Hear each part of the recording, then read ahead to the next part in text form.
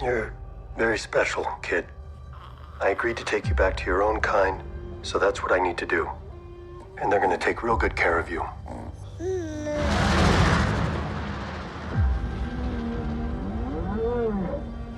I've been quested with returning this child to the Jedi. What do you know of the Jedi? Nothing.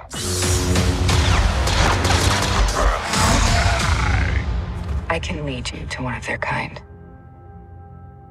But first, we need your help on our mission. Mission.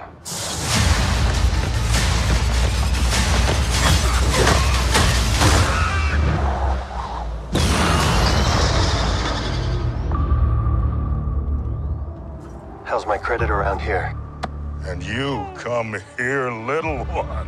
Have you been taking good care of him? Has Mando been taking good care of you, huh? Yeah, he said. What is that thing? I keep it around for luck. You're gonna need it where you're headed.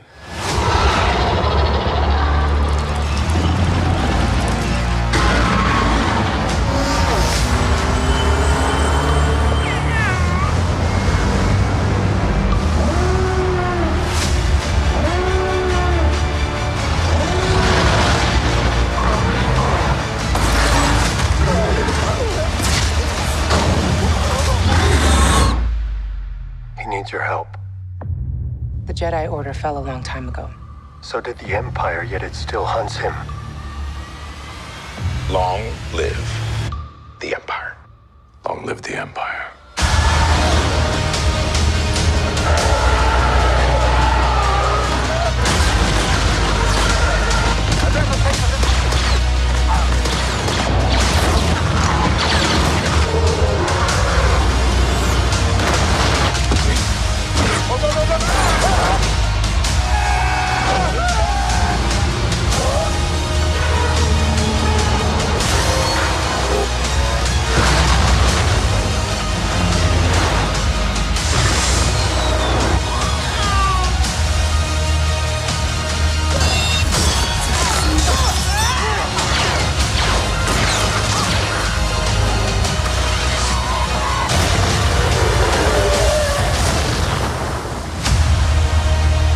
Been tracking you, Mandalorian.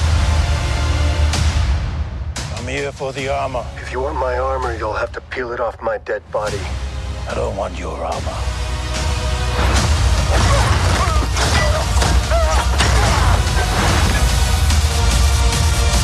I want my armor.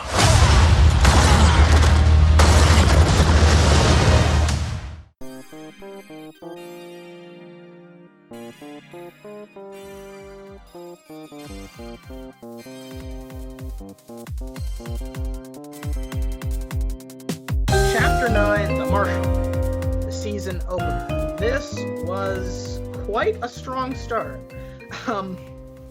So, the Mandalorian and the child, they go back to Tatooine, and they go to this village that's kind of protected by the Marshal, Cobb Vanth, this really cool guy played by Timothy Oliphant, who was fantastic.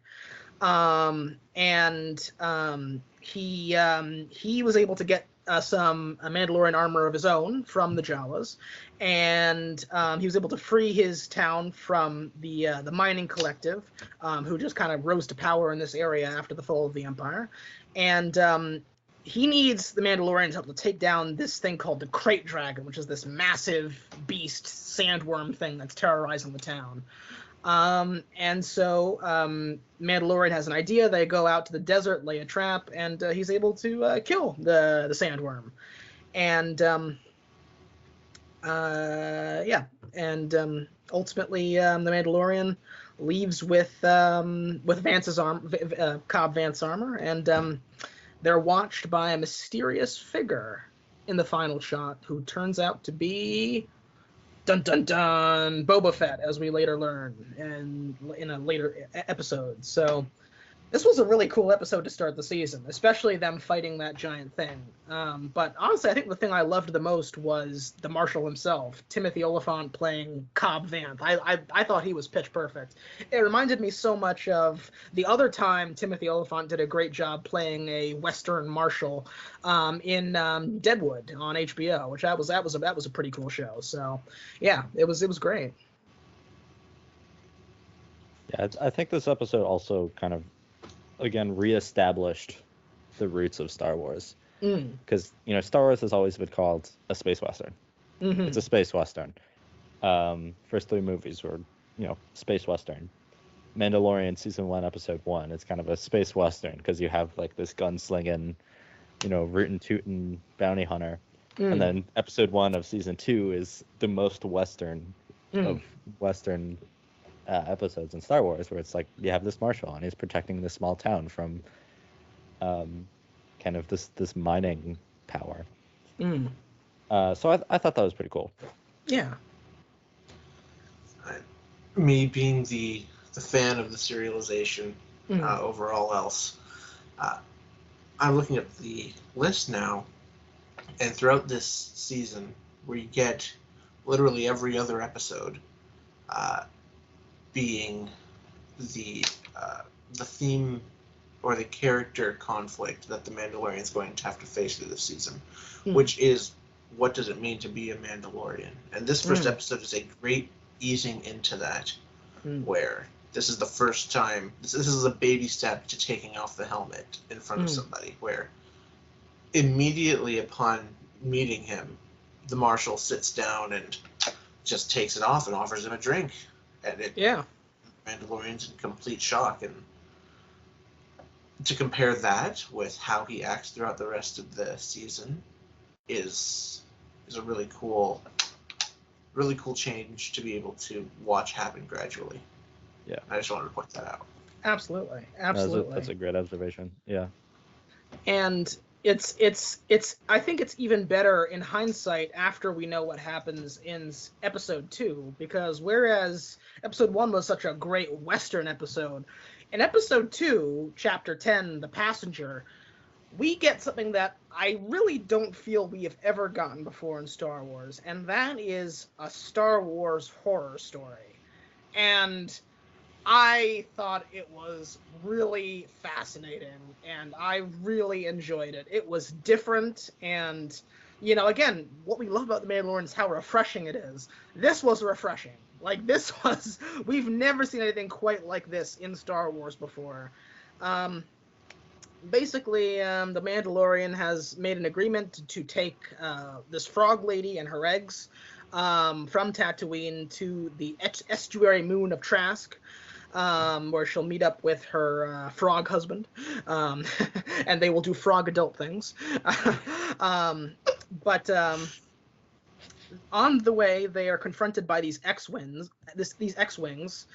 who force down the Mandalorian onto this ice planet because he's still wanted by the New Republic for his role in the prison break from Season 1.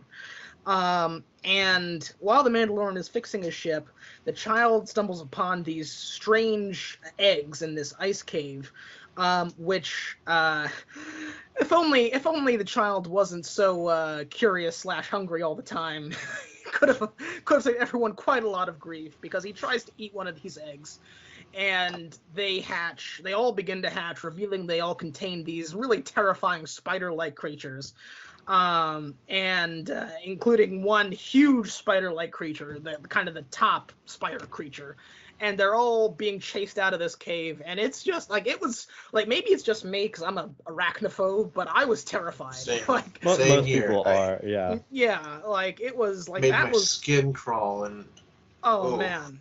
It was just so effective too, because again, we've never seen anything quite like this in Star Wars. And also, it's like a horror film in that our protagonists, they're completely trapped, completely isolated. They're trapped in this ice cave on this desolate moon where they can't contact anyone. Their ship is busted, and essentially they're just escaping deeper and deeper until their backs are quite literally against the wall. They can't go to any other part of the ship that isn't overrun.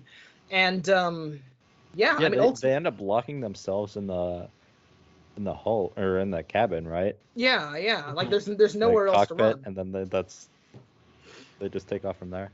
Yeah. And they're only ultimately saved by the same X-Wing pilots who were pursuing them earlier. They find them and they see what's going on, and they are able to take out the the spiders. Yeah. yeah, they kill all the creatures, and because the Mandalorian helped apprehend his accomplices from the prison break, which happened at the end of the Prisoner episode, they'll drop the arrest warrant and leave him with a warning. The Mandalorian finishes his repairs, and they take off to resume their journey to Trask. This was, again, episode 1 was great. This one was great for a completely different reason, in a completely different genre. Also, just want to shout out, this one was directed by Peyton Reed, the director of the Ant-Man films. Who knew? Who knew that he could do this too? But The Passenger was great. It was just great. Really scary and great. So I do have quite a few things to say about this one. So please cut me off if I start to ramble. Where you guys loved the prisoners, loved the episode The Prisoner for being able to see the New Republic in action. This is my favorite for that. I think the two unnamed X-Wing pilots are my favorite part of the episode as a whole. It can be really easy, as we'll see Mayfield say in Chapter 15, to lump the New Republic and the Empire together, to just say they're big, unfeeling government bodies that are invading people's lands. But this episode, with them letting him off at the end, and just letting him off for getting rid of the other people at the end of The Prisoner, it was far more personal in the episode. And one X-Wing pilot gives a very good speech about these are trying times. We all have to get by somehow. I mean, yeah, they're dealing with the kind of a semi-power vacuum. Like, the Republic has just stepped up, and they are kind of new at governing. Right. Yeah. And them even considering this, I mean, the Empire wouldn't have bothered with the spiders. They would have let them leave. But these... I feel like this draws that line for the audience that we didn't get in the sequels, on the difference between how the Empire's normal troops and how the Republic's normal troops are going to be interacting with the people of various worlds. And then Baby Yoda almost committing genocide. I mean, I don't feel like enough people talk about that. He was eating those eggs, yeah. That stuck with me for the rest of the season, both times I watched it, because it's never brought up. These are the last of their kind. That's not right. That's not right. I'm sorry. No, you're absolutely right. Yeah, he almost finished off that entire race. Yeah. I don't know. They could have made more eggs. No, she said this was the last of her lifetime. This was her last eggs. Yeah. This was it. That's why it was so important to go now. Yeah, what a little shit. Yeah, but he wanted lunch, so your entire species are lunch. I don't know. But no, it's a very good point, yeah. But no, that's not going to bring my rating of the episode down at all. But it's just one of those things. It's no, funny. Totally, yeah. But Passenger versus Prisoner, I feel like Passenger goes above and beyond compared. Okay, that's fair. How about you, Reid? What's your take on The Passenger? I really liked it. I think it's another episode that is kind of in favor of episodic structure over serialized structure. And I keep bringing up episodic not to say that serialized isn't good, because it is really good, and I feel like The Mandalorian isn't quite truly episodic either. I compare it a lot to Avatar: The Last Airbender, where, across a season there is an overarching plot, but each individual episode is a one-off adventure. And that is something that The Mandalorian does really well. And I think this is just another kind of episode that makes for a great one-off adventure. It's a little less serialized, but that's okay. Still really good. You know who a lead writer was on Avatar, don't you? That was Dave Filoni. Oh, there you go. Makes sense. I completely agree. Dave Filoni and Jon Favreau have had the most insane careers. Oh my God, by far. I also like Jon Favreau's work on like Mandalorian and the Star Wars, that man knows how to manage a budget for sure. I mean, the Clone Wars had like razor thin margins. The Mandalorian had razor thin margins. And he's just so wise about like, where do we spend this money most effectively? Yeah, absolutely. Imagine what he'd do if Disney gave him money. Yeah. Absolutely. So yeah, Chapter 11, the Heiress.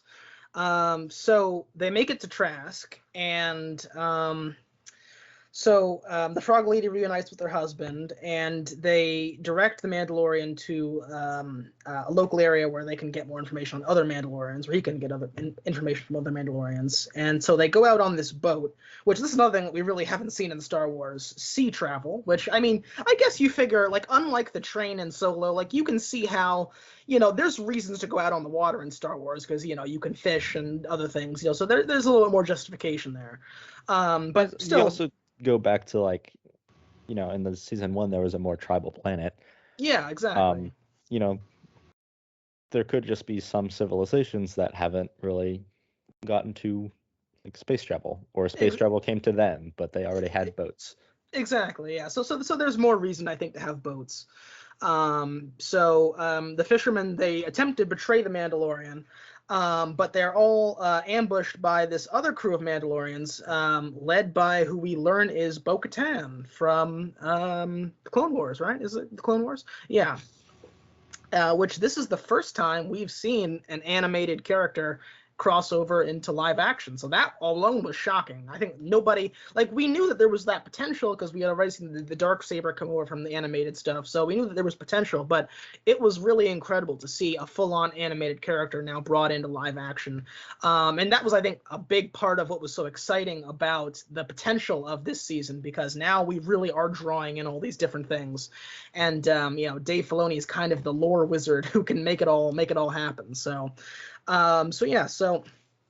in return for saving his life, Bo-Katan enlists the Mandalorian to essentially help her take over this Imperial freighter, which is carrying a bunch of valuable weapons and stuff, because her main objective is to retake Mandalore. That's her whole thing. And so these weapons will help do that. Moff Gideon instructs the captain of the craft to crash the ship, but they're stopped by Bo-Katan. She asks about the Darksaber, but he manages to. He has this pill that electrocutes him, which is interesting. It's like a cyanide pill, but it electrocutes you.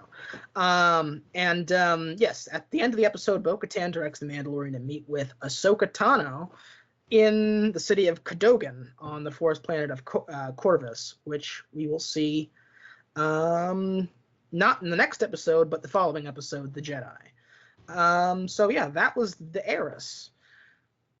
Pretty cool. Nice to see Bo-Katan. That was kind of the big moment from this episode. Yeah, I wouldn't say it's the standout episode of the season, but it's good. It's strong, and yeah.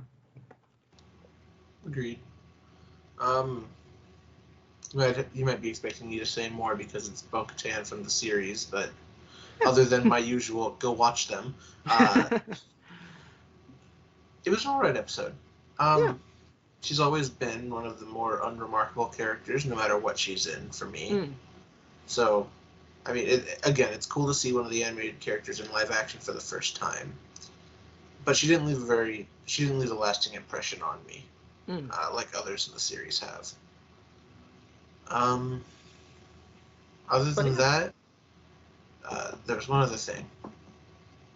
It'll come back to me. Go ahead. Do you have any thoughts, Reid? I mean, kind of building off what you said, I think it works that she's kind of a side character in his story, and that they're not setting up an entirely separate Bo-Katan series, because that would be way too much. Yeah. Well, sorry. I'm pretty sure that's the direction they're heading in season 3, though. It's really gonna stop being Mandalorian about Din Djarin, that's his name? Yeah, yes. Din Djarin, yeah. Yeah, it's gonna stop being about that Mandalorian and more of the Mandalorians. Yeah, and also I wouldn't be surprised if she pops up in Ahsoka as well. I think that's something that could definitely happen. Is that getting an actual movie or series? Series, yeah. It is, okay. Yeah, I think Wow. that's next year, I want to say, 2022, so... I'll mark my calendar. I'd Yeah. actually be really surprised if they stopped making it about Din Djarin. I and the think other he's Mandalorians. Din Djarin. I'm sorry, I kept mispronouncing it. I'm sure he's going to still be a part of it because he still has the dark saber by the end. And I'm sure we're going to view the reconquest of Mandalore through his perspective, but I think it's going to be far about her story. Is. Yeah. But with that, continuing from the Marshal, we see him react the exact same way he did to the Marshal once they take off their helmets. An immediate knee-jerk reaction that they are not Mandalorians. If they claim to be, then they are either delusional or lying. And he runs away with the child right after being saved, not even a thank you. Yeah. Of course, they come back to save him later from the relatives of the pirates, or the boaters, whoever. Were they fishermen? What were they? Fishermen, I think, yeah. Okay. And it's only after being saved a second time that he even hears them out. But to hear her story, that she is a pure-blooded, for lack of a better word, Mandalorian, and she's doing these actions that would be blasphemy to him, really shakes his worldview. And it's amazing how much emotion they are able to convey without a face. Yeah. Absolutely. And I saw a really funny meme recently, actually, that kind of reminded me of I guess you can call it a hypocrisy of sorts when it comes to Bo-Katan, because of course in this episode when we first meet her, she makes a big deal about how she isn't so awed by all the orthodoxy of the Mandalorian religion and the Mandalorian culture that, she won't take her helmet off. She will take her helmet off. Obviously she cares deeply about the Mandalorians. She wants to liberate them. But she's not so crazy about all of the dictums and rules that comes along with the religion of Mandalorians. But of course, in the final episode, as we see her whole justification for not accepting the Darksaber, even though Din Djarin wants to give it to her, is because that's against the rules of the Mandalorians, which is a little bit silly because you take off your helmet, so it's like how much do these rules really mean? There's actually, I'm sorry. Go ahead, Reid. Well, I was just gonna say I thought it was explained that she said that Din Djarin was effectively in a more conservative sect of the Mandalorian religion, one that doesn't remove their helmets and is almost like their own small cult. I was gonna try to come up with an analogy for the Darksaber and Christianity, but I can't quite do it. So Matt, please take it away. So, yeah, like I was saying before in The Sin, just being able to see the different armors and see what each of them mean. Bo-Katan names him as a child of the Watch, which if you watch the others, if you watch the other properties, will be a name that you sort of recognize, and it's just enough to give you that picture that he was basically brought up in a cult. Yeah. Unfortunately, a lot of Mandalorians still view the world with all those rules. And in Rebels, there's a bit of a character clash, I guess, with herself. It's not the word I'm looking for, but she does accept the Darksaber without those rules before. I have to believe that, especially with Filoni writing it, the only reason she didn't take it then and there is because she had an audience to view her. If it were in private, I'm sure she would have taken it. Gotcha. Yeah, that makes sense. So, yeah, Chapter 12, The Siege. For me, this was a bit like The Gunslinger of Season 2. It was fine. There's nothing wrong with it, but it wasn't the most memorable. I would say it's probably the least memorable episode of the season.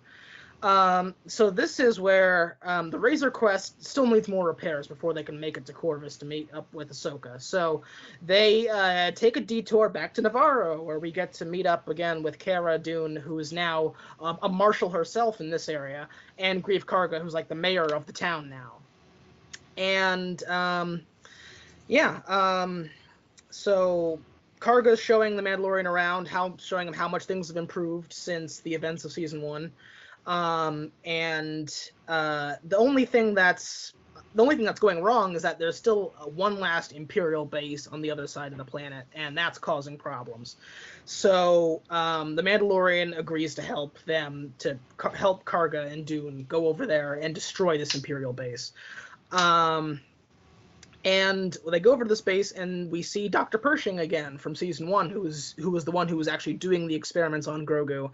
And the reason he was doing this is because he's detected a very high M count level in Grogu's blood. So I guess that's like, that's kind of like the midichlorians. Midichlorians. Yeah, there you go. The midichlorians again.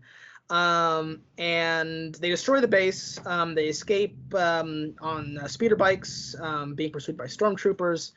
And they take off. The Razor Crest is repaired, and they head off to Corvus.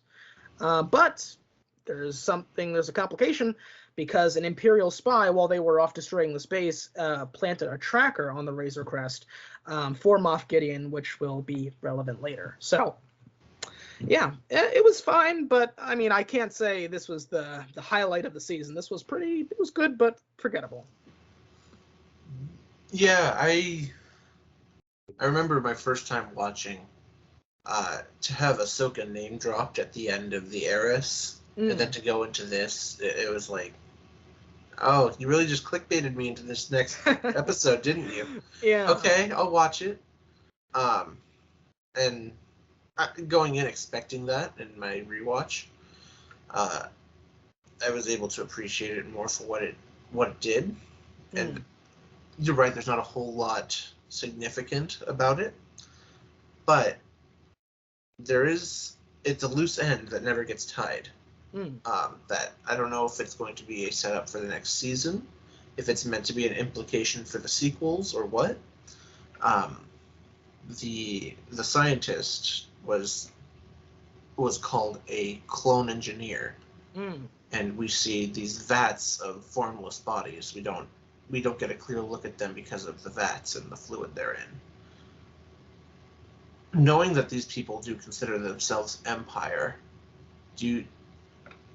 this is speculation now, do you guys think that this is this supposed to be a clone of Palpatine? Is it Snoke? Is it new soldiers? Well, it's interesting you say that, because I believe this was an Easter egg in the episode. The patch that Pershing has on his uniform is a Kamino patch from the Kamino cloning facility from the prequels. So yeah, I think he was a clone scientist on Kamino, and now he's doing the same. He's trying to do the same thing for Gideon with Grogu, essentially trying to create a Grogu that's malleable by the Empire.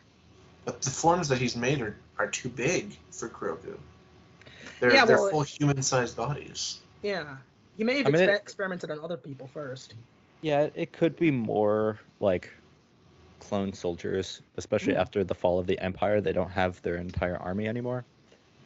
But I'm pretty sure the whole kind of blood storyline was Moff Gideon wanting to create like Force-sensitive soldiers to use as like a Sith army almost. Yeah. I'm wondering if they're going to tie it into there was that Star Wars video game, and there was a no, it was Fallen Order. Maybe I'm not sure, but it was basically Darth Vader like raises this pupil. Oh, called, the like, Force Unleashed. Oh, Yeah, I love the Force Force Unleashed. Raises, like his name was Starkiller, right? Yes. Something like that. Yeah. He had his own base in the sequels. Yeah, like he was supposed to be like this kind of Sith warrior that trained under the Empire, and They could be doing something like that, which I think would actually be really cool. That would be amazing. Is he canon or was he decanonized? Oh, I think it was decanonized yeah. because it was That just like a sucks. spin-off video game. But you know, But what a technically, great game, though. I thought It had a I good thought the sequel, Clone too. Wars was technically decanonized. Are you serious? Maybe it was recanonized after. I think, But yeah, I think that's if part anything, of it's like got Filoni brought pulling back. from that to remake it official canon. Yeah. He may also grab Starkiller, which would be really cool. That would be awesome. And yeah, so that was pretty much the siege. Now we move on. It's nothing but heavy hitters. Really, that was the only episode. That was the only episode of the season that I would say maybe chapter 11 and chapter 12. What I'd say would say the only episodes that weren't 10 out of 10s or near 10 out of 10s. But it's from 13 on. It's nothing but heavy hitters. So now we go on to chapter 13, the Jedi. Whew. This is the Ahsoka episode. So the Mandalorian and the child arrive on Corvus, and they find that the population is living in fear because of the tyrannical rule of the magistrate of the city, Morgan Elsbeth, and her guards, who are led by the mercenary Lang. Elsbeth offers to give the Mandalorian a spear made of pure Beskar in exchange for killing Ahsoka. The Mandalorian finds Ahsoka and presents the child to her. He was never actually going to kill Ahsoka because he just got instructions from Bo-Katan to find Ahsoka, and his whole goal is to bring Grogu back to the Jedi. So this is the first time Ahsoka uses the Force to determine that the child's name is Grogu, so this is the first time we hear about Grogu. And she agrees to continue training Grogu if the Mandalorian helps her defeat Elsbeth.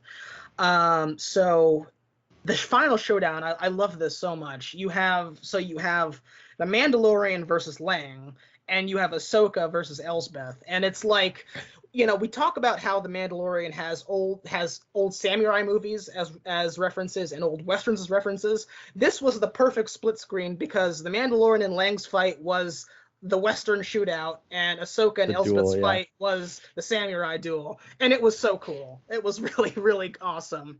And Ahsoka, so the Mandalorian manages to kill Lang, and Ahsoka overpowers Elsbeth, and she demands to know the whereabouts of Grand Admiral Thrawn, another callback to the animated series. And that's something that will probably be followed up on in season 3.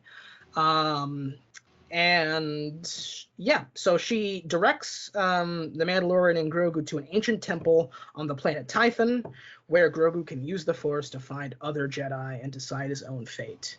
And also she gives the spear. So, yeah, great episode. That's all I can say. Episode. Yeah. Where to begin? I guess.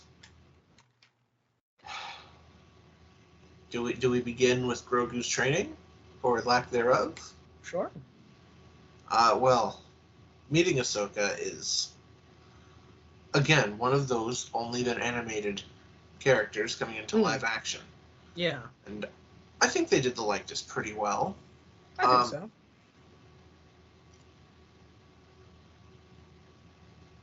It was really cool to see. If you know her story, she would be the last person to go to for a job like this. But it was really cool with her interacting with Grogu. And it's not this big training or big dramatic goodbye like people would be expecting. It's really, it's like Yoda at the beginning of Empire Strikes Back, where I can't train him. No. Yeah. I refuse. Yeah. No, go away. It was a lot of fun to see the Mandalorian himself play with the fact that he now knows his name, Grogu's name. I mean, what can really be said? I'm just restating the obvious here. It's just, you really just have to watch the scenes and see it for yourself. It's about the energy of them. Absolutely.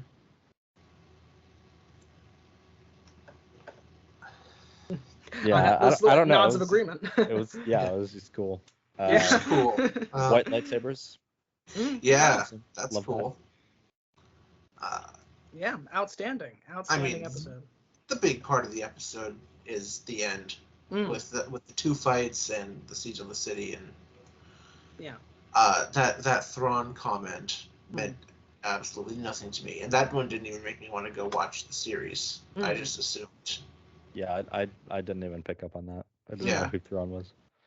But again, actually, but now that I've watched Rebels, so he's if Maul is the big bad for the Jedis, he is the big bad for the Rebellion.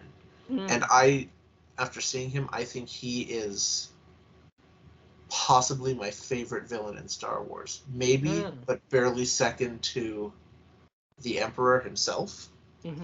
I don't think he'll be coming back in season 3. He doesn't give half a shit about Mandalorians. That is definitely a tease for the upcoming Ahsoka series then, which I didn't know was happening, but that makes total sense. Yeah, and just for anybody who doesn't know, Thrawn is essentially like the master battle planner, the grand strategist for the Empire. He's kind of. Do I have that right? Is that a fair characterization? Absolutely. Yeah. So yeah, I think you're absolutely right. That's definitely going to be a setup, probably more so for Ahsoka. So yeah, absolutely. Mid-season is a little weird to start teasing that. Right? I'll give that to Reid's point earlier. That's a bit baity. You're gonna tease this series that isn't coming out for another 2 years. In the middle of the culmination of the goals of this entire season and the last of finding Grogu a teacher. Yeah. And somewhere he belongs. Yeah. And having her reject him made me like instantly dislike her. Yeah, I didn't like this bitch. She seemed really dismissive. Yeah. No, I agree with Reid. She didn't seem like a pleasant person to be around. Yeah.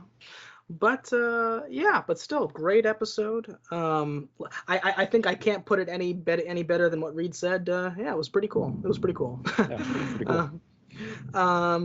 So onwards to chapter 14. So we've had our Bo-Katan episode. One last thing for me to dwell on with the Jedi. Continuing with from my previous comments. Yeah. Up until this point, I didn't notice this. My mom actually did on our rewatch today. I didn't notice until then that the Mandalorian had only ever heard of the Jedi as enemies of the Mandalorians. They're ancient enemies, sorcerers. So, knowing that, him being sent on a quest to kill her probably had a whole lot more weight to him than it would the audience, who would know, oh, it's a Jedi, it's good, there's nothing to be worried about. Yeah. I mean, they're also kind of mythological to the Mandalorians. Right, or like modern day Mandalorians, at least. Absolutely. And again, it goes further to how much else have I been told that isn't as it seems as a Mandalorian. Absolutely. Also, just really briefly, going back to kind of that lore between, the wars of the Jedis versus the Mandalorians, I really want to see some kind of flashback to the Mandalorians using slug launchers. Yes. Because they're like, we have blasters, and then the Jedi would just deflect them. So they're like, all right, let me just launch like a fuck ton of shrapnel at you, deflect this. Parry this, you filthy bitch. You fucking absolutely. So so we've had our Bo-Katan episode, we've had our Ahsoka episode. Now we get our next big callback to another previous property episode, our Boba Fett episode. This is chapter 14, The Tragedy. So the Mandalorian and Grogu, they at last make it to Tython, the ancient Jedi temple, and he places him gingerly on the seeing stone at the center, and it's surrounded by this protective energy field. So while he's doing that, the Mandalorian goes out to scout the area. And this is when Boba Fett arrives with Fennec Shand on his signature ship, the Slave One. And they're coming in, and also, of course, we should mention Fennec Shand, the Mandalorian left for dead on Tatooine, and the gunslinger. So, she's alive. And so Fett arrives, and he explains that the armor that is now in the Mandalorian's possession, that was worn by Cobb Vanth from the gunslinger, actually belongs to him, as his father Jango was a Mandalorian foundling. The Mandalorian agrees to return the armor in exchange for Grogu's safety, but this happens just as... Also, we should mention, this was a shorter episode. This was only like around half an hour, so all of this happens very quickly. Just as Moff Gideon arrives and he deploys his stormtroopers. Fett, Fennec, and the Mandalorian all repel a stormtrooper's attack, during which Grogu finishes meditating and the energy field around him disappears. Gideon completely destroys the Razor Crest, blows it up. That was so sad. And then... I love that ship. Yeah, it's legendary. And this is when, so after they've repelled all the stormtroopers, Gideon says, "All right, I'm getting nowhere with these, with sending in the grunts. We got to pull out the big guns. Send in the dark troopers." And these things are just they're so cool looking and so efficient because they just pop down, whoop, grab the child, and back up. They just, it's very simple. In order to honor their deal, Boba Fett and Fennec agreed to help the Mandalorian get Grogu back. So they take the Slave One to Navarro, and they also recruit Cara Dune to help them break Miggs Mayfield out of prison, out of the New Republic prison. What's his name? Bill Burr's character. So the moment I heard that Bill Burr's coming back, I got excited for the next episode. But before we can get to that was the tragedy. Once again, like I said, every episode at the back half of the season is a heavy hitter. So this was great. And I was a little bit concerned when I saw how short it was, but I think the pacing actually worked really well. And I'm glad that we didn't drag on with this one. So I think it worked really well. Yeah. It didn't need to be long. Yeah. Like they told their story in a short amount of time. It worked. Absolutely. Yeah, so that's the tragedy. So good to move on to chapter 15? Yep. Nope. Wait, yeah. I think we need to point out here, with the Razor Crest being destroyed, Mandalorian, the only thing to survive is the little ball Grogu likes for support, and the Beskar Sphere from the Ahsoka episode, which will come into play later. And I mean, how strong is this Beskar stuff? I mean, it's the strongest metal. Yeah, I mean, I guess I should have... I understood it could withstand lightsabers, but... I mean, what's the point of a lightsaber if you can just make a bunch of sticks with Beskar? Because it's incredibly rare and super expensive, I'm pretty sure. Yeah, and that's why it's almost used as a currency in like the first few episodes. He has those like slates of Beskar. I recall that, but at the same time, it's implied that every Mandalorian's armor is made of Beskar. Well, that's kind of like I thought only the chrome armor was. No, I believe that all is. It can just lose its integrity over time. Oh, maybe. Yeah, but as we see in the finale episode, The Rescue, this stuff is incredibly strong. And it's essentially, I've heard it said, and it's true, I mean, this is essentially Star Wars' answer to vibranium. And that's fine. It's just really, really strong, and it can do a lot of stuff. And but yeah, as you said, Reid, it's very rare. So that's kind of what makes it special. Well, it's very cool, and we get to see Boba Fett reunited with his armor after so long. And I know I keep bringing this up, but the Mandalorian character study going on, he needs... I think it's really cool that he's finally brought face to face with Boba Fett, Mm. who everybody made fun of for saying he's not a real Mandalorian because his father took off his helmet in the prequels. Mm-hmm. And the fact that he's a clone. Right, he's too. a clone. We never saw him do anything Mandalorian related. Mm. And the Mandalorian, once he sees the chain codes that Jango Fett was a foundling, he just accepts it. He doesn't. To him, it doesn't matter what you've done. The helmet over the face no longer means anything when determining if someone else is a Mandalorian, because he's seen it happen so many other times. So he just accepts that Boba Fett, he must be one. Yeah. So that, compared to the beginning, when he's ready to shoot a man dead for taking off the helmet of Boba Fett that he stole, he now accepts it while Boba Fett tells him with his helmet off that he's a Mandalorian. Yeah, absolutely. So that was chapter 14. Quite good, really quite good. And now we go to chapter 15, the penultimate episode, and maybe my favorite of the whole season. And maybe I'm just saying that because it's a Bill Burr episode. I know I'm biased. I love that character, but this was really, really good. So Cara Dune, she uses her credentials as the marshal, as a marshal of the New Republic, to transfer Mayfeld, the ex-Imperial guy from season 1, from prison to her custody. And he agrees to help locate Moff Gideon's cruiser, but he needs to access an internal terminal to do it. So he suggests they infiltrate the secret Imperial mining hub on Morak.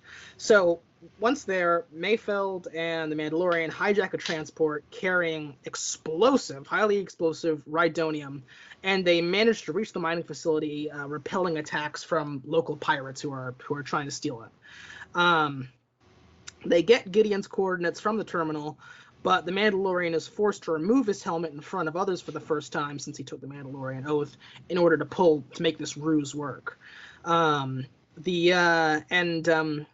the climax, the pair are confronted by Mayfeld's old Imperial commanding officer, who Mayfeld kills when he gloats about the atrocities that he committed for the Empire during Operation Cinder, which was an event that we saw actually in, I believe, what was it, Battlefront 2, I think? The campaign of that game, I think, was when we saw what that meant, what the meaning of Operation Cinder was. I believe it was the campaign of Battlefront 2, which, again, is like, talk about drawing from all corners of the Star Wars universe.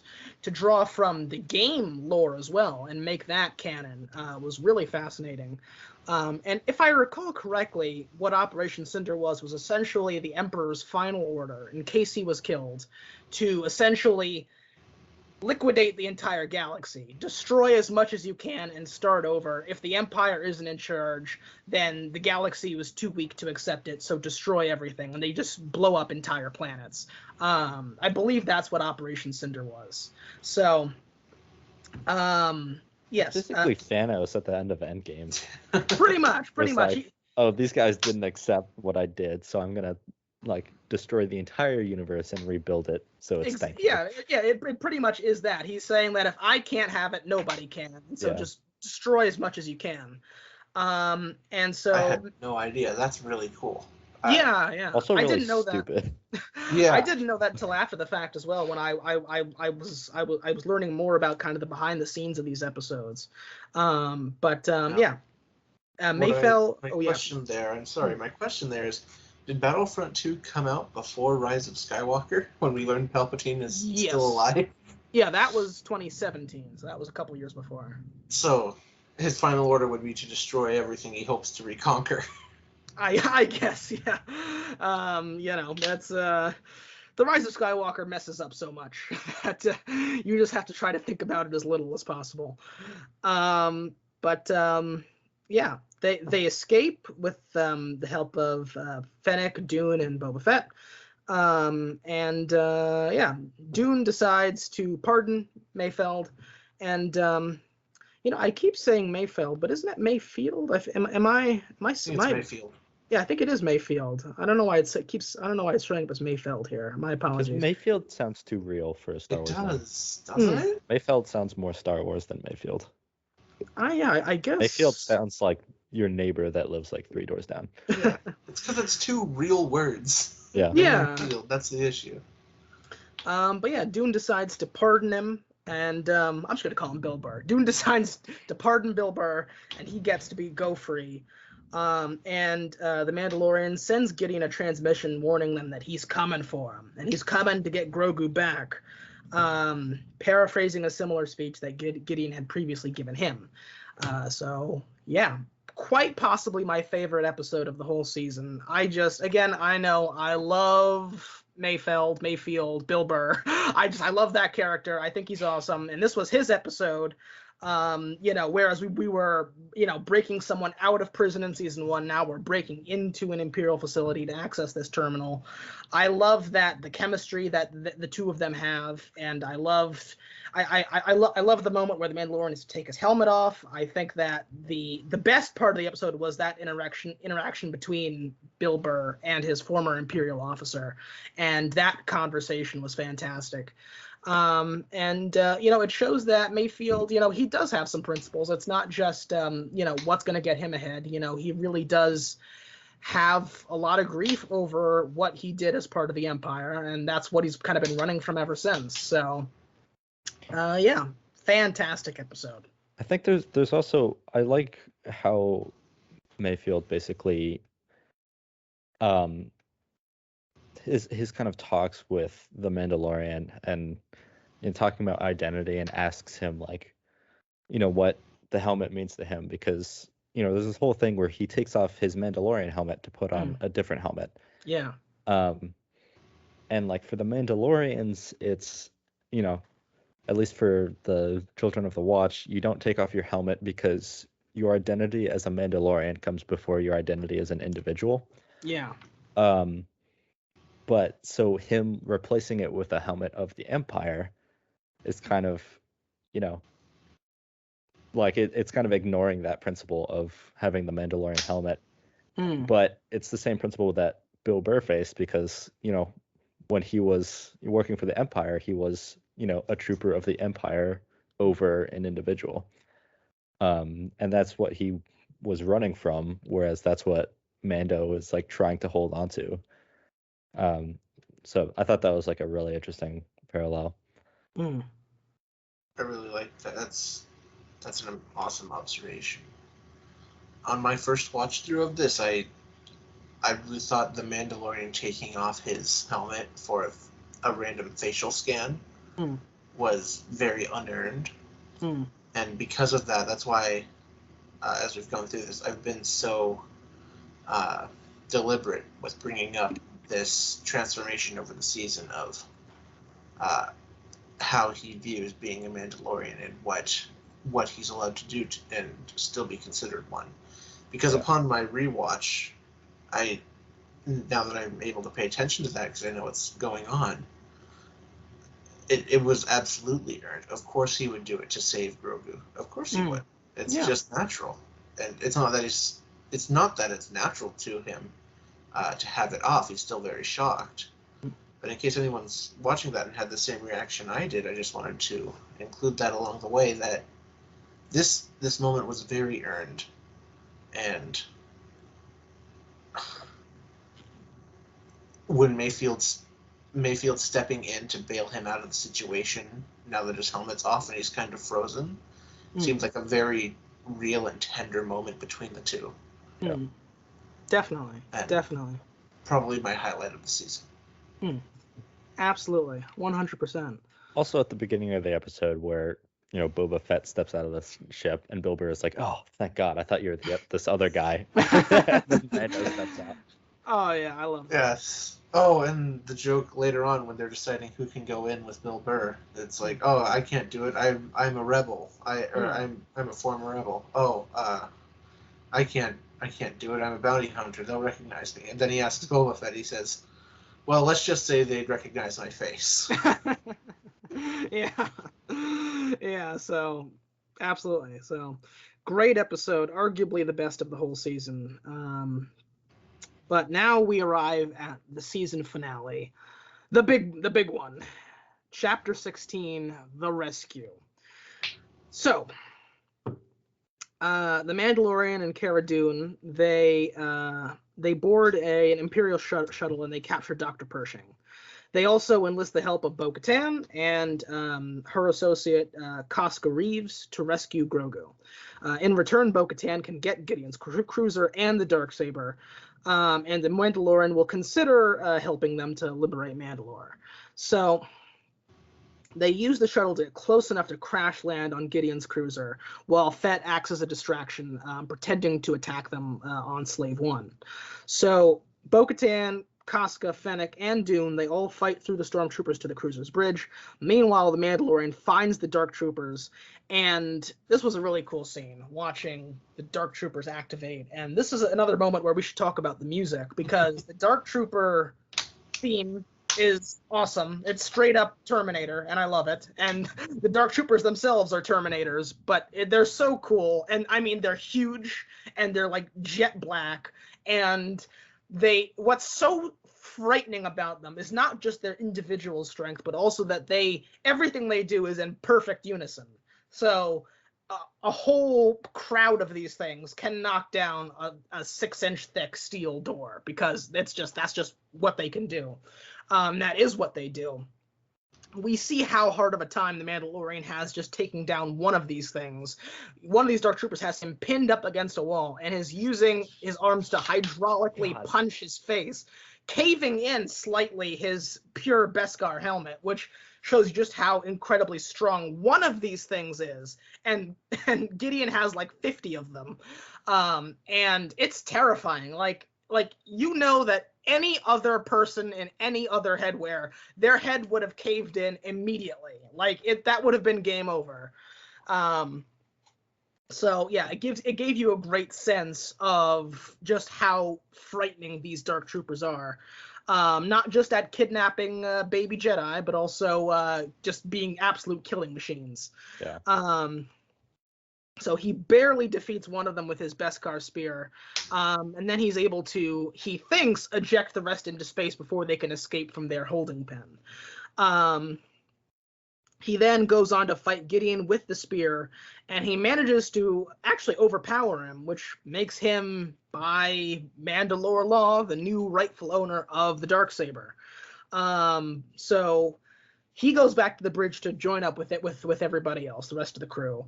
But because, and you just had to know when you're watching this episode, there's no way that these Dark Troopers, which have been built up so much and are so menacing, that they're just gonna get blown out of the airlock like that. Like that's way too easy. They can't just be gone. It's just, that would have definitely knocked it down several points if they were just gone, because you can't just get rid of them that easily. Yeah. Unfortunately, they don't get rid of them that easily. They all have jet boosters, so they all just fly back onto the ship, and now they are on the march, and they're heading straight for the bridge. Also, Gideon is with, Mandalorian brought the Gideon back to the bridge as well, and so he's like taunting them, because he knows that the Dark Troopers, they're gonna break through the door to the bridge, and once they do, they're going to, for some reason, they're not very smart. Well, but I mean, they're so strong that by punching it in unison, they will break through eventually. And Gideon thinking it's just a matter of time. Once they get in here, they're going to rip all of you apart, and then I'm just going to escape anyway. So, he's like having fun with it, and he's taunting them, because in his mind, they're all dead, and he's won. Yeah. And that certainly would have been true, if not for one conspicuous unexpected challenger. It's like a Super Smash Bros reveal. A new challenger approaches. We see a mysterious X-wing fly into Gideon's cruiser, and it's none other than green lightsaber Luke Skywalker. And Grogu contacted him previously. That's who he was reaching out to on Tython. And he has his own Rogue One Vader moment where he's just crashing through the ship, just dismembering all of the Dark Troopers, because this is essentially Luke at the peak of his power, just like how Vader was at the peak of his power during the events of Rogue One. This is Skywalker at the peak of his power after the events of Return of the Jedi. And yeah, he's just dispatching all of these things. It's awesome. And yeah, he makes it to the bridge, and yeah, essentially, the Mandalorian gives Grogu permission to go with Skywalker to complete his training. And so Skywalker takes Grogu and leaves. Boy, I really hope Grogu wasn't in that temple that Kylo Ren burned down. That would be an unceremonious end to this beloved character. But yes. Fett and yeah, so kind of that's the last we see of Din Djarin for the moment. And Boba Fett and Fennec Shand, they go back to Jabba's palace on Tatooine, where Fett kills Bib Fortuna, who has taken over from Jabba after Return of the Jedi, and he claims the throne, and he's going to be the new crime syndicate big boss, as we will see in the Book of Boba Fett. And that is where we leave The Mandalorian Season 2. So, another great episode. Really cool. Love the Dark Troopers. Really love the Dark Troopers. Obviously, it was awesome to see Luke Skywalker at the peak of his power. But, you know, there's been much discussion about how the CGI de-aging was done. You know, when I saw actually, it wasn't CGI de-aging. It was a deep fake. Right, deep fake. Deep fake with added like CGI artistry, but yeah, which it did throw me a little bit when I saw it. I feel like it would have been better if they did just do CGI de-aging like they did with Grand Moff Tarkin in Rogue One, because even that I felt looked a little bit better than this. But I completely disagree. You think so? Grand Moff Tarkin looked like he was made of rubber in that movie. Yeah, okay. Well, I thought the deepfake was relatively convincing, but I also, you know, I think The Mandalorian as a show was really cool because of how much new technology it utilized. Where it used this deepfaking, it used kind of this Ubisoft Unreal engine. It used like the virtual kind of production scene, like instead of a green screen, they had like an actual like LED panel screen to do like CG environments. And they did all this kind of different stuff, which I thought was really cool, and it's kind of pushing the technology forward while also using older techniques like miniatures and puppets. But yeah, I don't know. I thought looked pretty good in my opinion. I completely agree with Reid. Even looking for it on my second rewatch, I can't fault how Luke looks very much. I thought he looked pretty damn close, if not exact, to how he looked in Return of the Jedi. And maybe he should be a bit older. Are we sure how long after Return of the Jedi is? Yeah, it's been a few years. It's been I don't know exactly how long, but it's been a few years. Because, I mean, once the hood comes off, the only issue I have is him not being very expressive because they couldn't make the mouth move much. Yeah. And that's really the thing that I noticed, because he didn't look bad, but I did notice that when he had to talk, you could tell. Yeah, but, I mean, for what it is, we got to see Luke again, a young Luke. I'll take it. And technology's only going to get better, hopefully. And sure, maybe years later we'll look back and it'll look like Episode 2. Or it'll look like Clay. But for now, I think it's pretty good. Yeah, so in terms of the finale, I mean, was this stronger, you think, than Season 1? I feel like this was a really outstanding finale. Oh, yeah. Yeah, definitely. So, yeah, so I already gave my score for Season 2, 10 out of 10. Where do you guys score Season 2? Well, I said 9 out of 10. Okay, whereas yeah, season so- 1 was 10 out of 10. Got it. Yeah, not 9 out of 10. Right. 10 out of 10. If I could go higher than 10, I would. But, and Jonathan, you'll know because we've had many discussions on this. I don't give 10 out of 10s out willy-nilly. Yeah, no, that's a big thing. And this series was something different. For me, who grew up not caring about Star Wars, I didn't have the prequels or originals to grow up with, along with them coming out. And it wasn't until high school that I had the sequels, and we all know how those came across. This was my first time being able to experience some of that Star Wars magic when I hadn't already heard of how good it would be. I got to experience it with everyone else, and it was something different, and I think that's why I feel so strongly about it. Absolutely.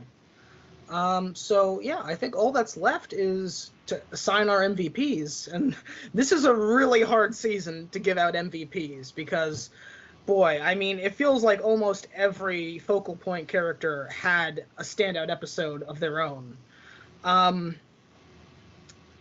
Gosh, yeah, it's just tough. If you don't say Bill Burr, I'm going to be very shocked. Yeah, same.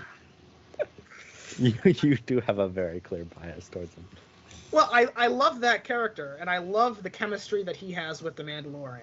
So, I mean, honestly, yes, I was leaning towards Bill Burr, but, I mean, honestly, like, I could just as easily say Ahsoka, I could just as easily say Gideon, I could, I mean, I could just as easily say the Marshal. I mean, there's so many deserving people.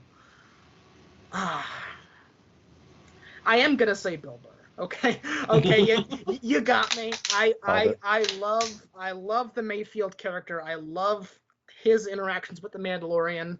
It's pitch perfect. He got so much deeper in season 2. Like, I loved him in season 1 just because it was really surprising to see Bill Burr in the Star Wars universe as this kind of roguish guy who's like, has this love-hate thing with the Mandalorian. But he got so much deeper in his episode. What was that? Chapter 15, was it? Yeah, chapter 15. And I am going to say Bill Burr, but again, it could just as easily have been Din Djarin again. It could have been the Marshal. It could have been Ahsoka. I mean, it could have been. There's so many worthy people, but yeah, or it could have been Boba Fett. Oh my God, it could so easily have been Boba Fett. But yeah, I am gonna say Bill Burr. Matthew, how about you? I think it's clearly a three-way tie between the X-Wing people in the Passenger, the Tusken Raiders in the Marshal, and the Squid Fishermen in the Heiress. That's clearly the best. But seriously, with how much I've been promoting it, you'd think I'd choose Ahsoka or Bo-Katan, but I really felt they were some of the weaker characters in this season. I mean, I gotta go with the Mandalorian himself. Even with more we've seen his face, and all the times we didn't, he's still able to deliver his lines with enough emotion and use his body language so well that he's still a character. Not just a character. One you get invested in and one that can still communicate with you. Rawly. A better word isn't coming to me, but especially the last scene with Grogu when he says goodbye for the last time and willingly takes off his helmet through no one's choice but his own. The scene with him and Bill Burr's character in The Believer, and the transformation that he had all along the way. I gotta go with the Mandalorian from The Mandalorian. And Reid, before you say yours, I just want to add as an addendum to mine. My MVP is Bill Burr, but I do want to give honorable mentions to Moff Gideon and Boba Fett. Those are my two honorable mentions. They came very, very close. They could have easily been in that number 1 spot, so I want to shout them out as well. Well, you're both wrong, actually. the MVP of the show was 100% for me, the Dark Troopers. Oh, that's a They're good just one. so good. That fucking is cool. You can't. So cool. Their theme music was on my playlist for at least. Oh 2 months. man. Yeah. I can't argue with that. The Dark Troopers were awesome. And Yeah, I wish I was joking, but no. Like, they're just No, my you're- favorite you're- from you're- the series. Yeah. Great pick. Yeah, honestly, and I hope that Gideon has some more, like in storage somewhere. I hope they're not all destroyed. Here's the thing I don't understand about them. They have to be like liquid cooled, right? Like they have to be held in cold storage, because they're too. They get too hot when they operate for too long. Why are they even in cold storage and not just like in a room that's open to the vacuum of space? Because then it gets sucked out, doesn't it? No, I guess Only not. if there's there's air air. there. If they just sit in the vacuum, Well, okay, hold up. they could just be like Radiation strapped to the burns. side of the ship. That is true. That is a fair point. Yeah. But that's I'm just giving the writers ideas to close that loophole here. But yeah, no, I think that's a great pick.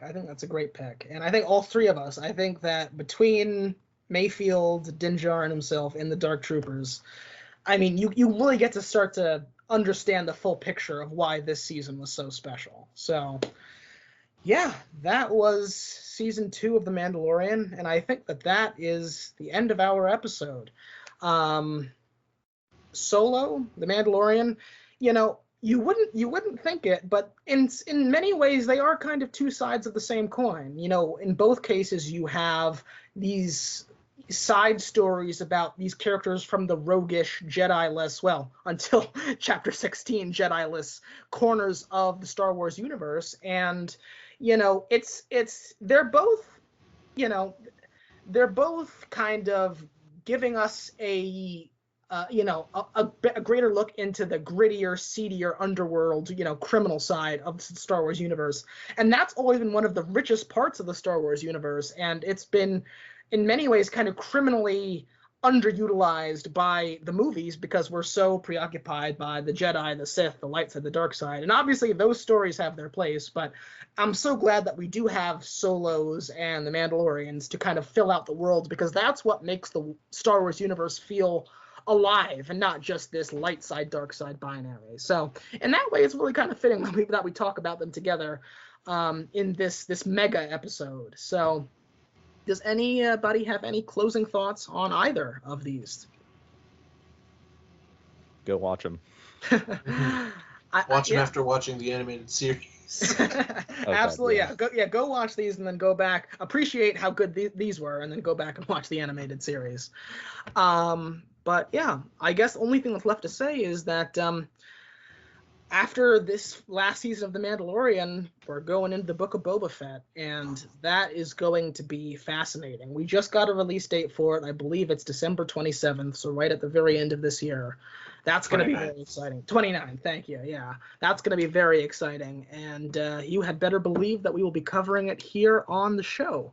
But for now, thank you all so much for joining us for this Star Wars Disney era special here on Observation Conversations. I want to thank you so much for joining us, Matthew. It's been so great to have you. It's been great for me to just have the two Star Wars mega fans in my life finally be able to join forces to talk about this stuff. And I hope you'll be back on the show soon. Oh, I hope I get to be back too. Thank you for having me, and anytime. Yeah, please come back. You have a lot of great insight, and we really appreciate it. Thank you. It's just been awesome to bounce ideas off from other people. Oh, 100%. And so, yeah, thank you so much. And I think that's it. I think before we enter our third hour, we should wrap it up. So thank you all so much, and we will speak to you next week with another review. Goodbye.